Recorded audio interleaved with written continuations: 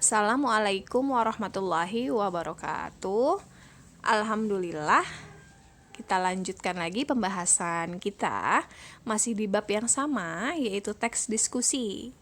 Untuk kali ini kita akan bahas struktur dan ciri kebahasaan teks diskusi. Struktur berarti kita akan bicarakan tentang urutan ya nak.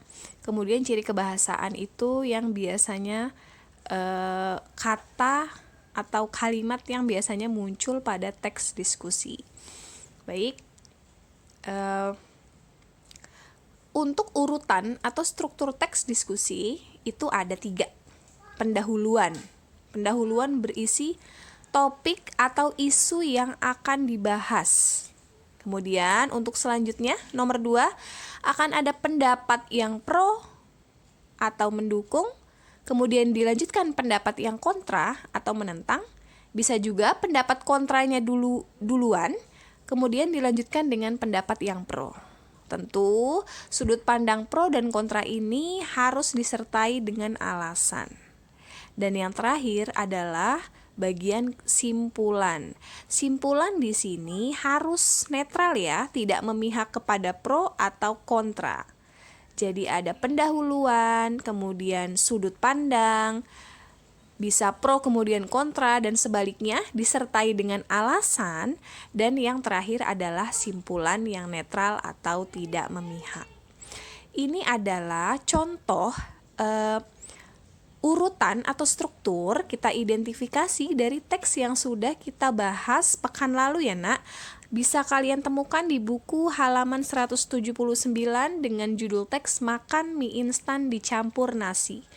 Di sini sudah Ustazah pisahkan struktur-strukturnya. Di paragraf pertama atau struktur yang nomor 1 adalah bagian pendahuluan ya. Jadi ini adalah bagian pendahuluan di mana intinya adalah mie merupakan makanan favorit masyarakat Indonesia. Untuk paragraf selanjutnya, apakah ini didahului oleh pendapat pro atau kontra? Secara medis, mengkonsumsi mie instan dicampur dengan nasi dapat meningkatkan diabetes. Berarti ini adalah pendapat yang kontra atau argumen yang menentang. Ya, alasannya adalah jadi dapat meningkatkan resiko diabetes. Alasannya tidak ada kandungan nutrisi, ya. Dan juga mengandung berbagai jenis senyawa. Nah, senyawa inilah yang bisa mengakibatkan munculnya penyakit diabetes. Tentu, sesudah ada argumen kontra akan diikuti dengan argumen pro atau mendukung. Yaitu apa argumen pro-nya? Banyak kalangan yang berpendapat bahwa tak masalah makan mie dicampur nasi. Karena mie itu dianggap lauk, sedangkan nasi makanan pokok. Jadi makanan pokok dan lauk tidak ada masalah. Itu pendapat yang mendukungnya. Sehingga kesimpulan di sini netral, tidak memihak.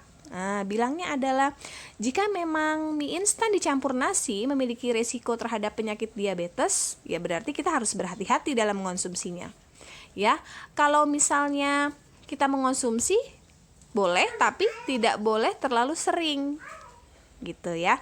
Jadi ini simpulan yang mengonsumsi oke, tetapi tidak boleh terlalu sering karena juga dapat menyebabkan penyakit.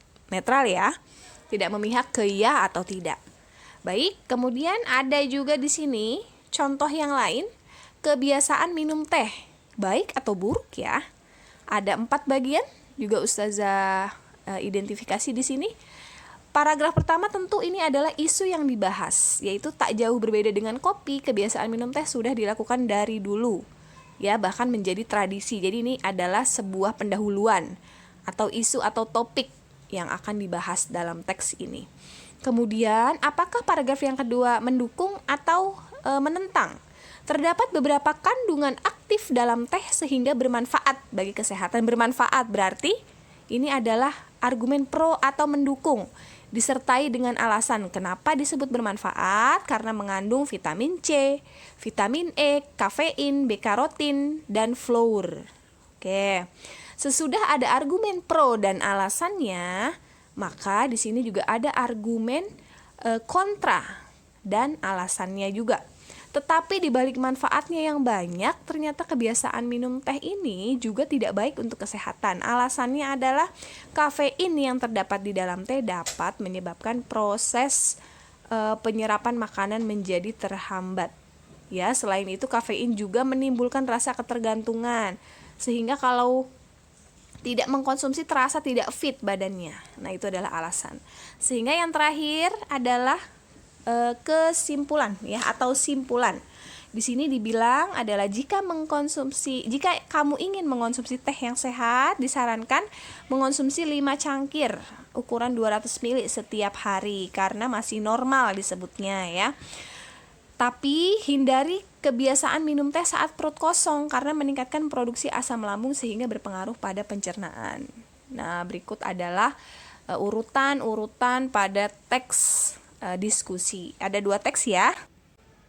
Baik, selanjutnya adalah ciri kebahasaan dari teks diskusi. Ada preposisi atau kata depan di ke, dari, pada. Ya. Kemudian silakan dilihat kata hubung intrakalimat. Kalau intrakalimat berarti masih dalam kalimat yang sama. Kalau antar kalimat berarti antara kalimat yang satu dengan yang lain. Di sini intrakalimat berarti ada baik kopi maupun teh, keduanya jika dikonsumsi berlebihan akan berbahaya bagi kesehatan. Contohnya ya, tidak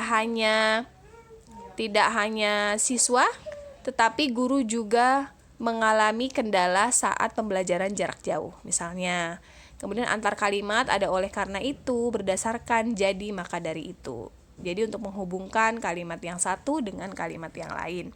Kemudian ada artikula atau kata sandang yang itu, nya, si, dan sang.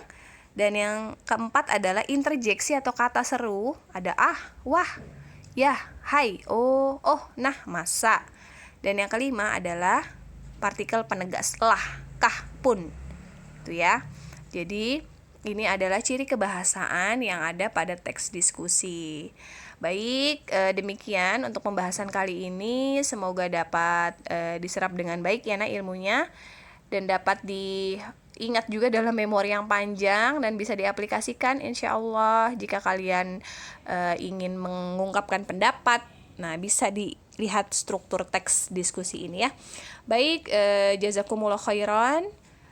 Ustazah akhiri dengan doa kafaratul majlis. Subhanakallahumma wa bihamdika asyhadu alla ilaha illa anta astaghfiruka wa atubu ilaik. Wassalamualaikum warahmatullahi wabarakatuh.